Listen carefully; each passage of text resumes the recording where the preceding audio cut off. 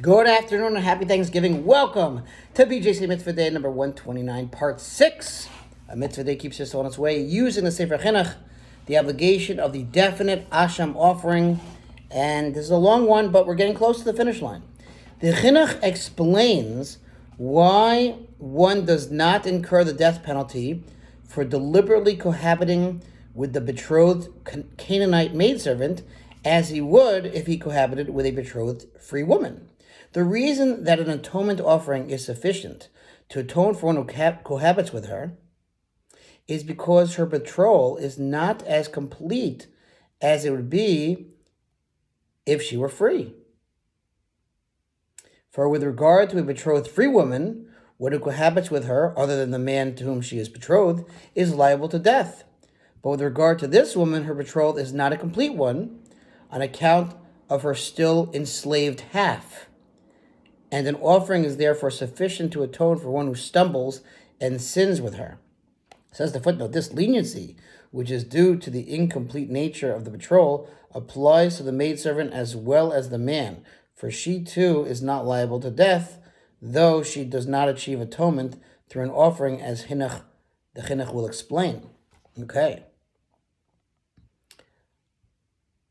All right.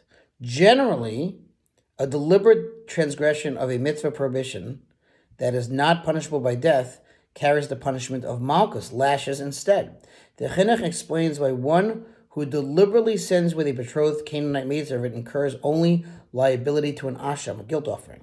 The Torah was further lenient with regard to cohabiting with the betrothed maidservant to discharge even a deliberate sinner with an offering, which is not the norm in the case of other deliberate violations that are not punishable by death, to discharge the violators with merely an offering. This is because the maidservant, although she is half redeemed, is regarded lightly in people's eyes, and people are very prone to stumble and sin with her, because the masses do not consider cohabitation with her to be a great sin. For this reason, their iniquity will be taken away, and their sin shall be atoned for with the offering. Similarly to that which the sages of blessed memory said regarding other matters, we can perhaps say about this matter, the merciful one seeks the heart. Let's do some footnotes and we'll call it a day. Since the Canaanite maidservant cannot be legally married, the unlearned masses have a mistaken perception of her as someone who is not bound by matrimony even after she has become half free. So then he quotes Sanhedrin.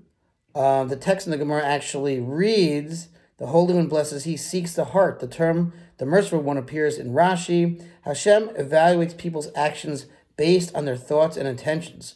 So, for instance, a small act that is done with utmost sincerity is superior in his eyes to a very impressive act that is done with ulterior motives. Although this idea is generally expressed with regard to good deeds and the reward, the Chinuch suggests that it may apply to wrongdoings as well.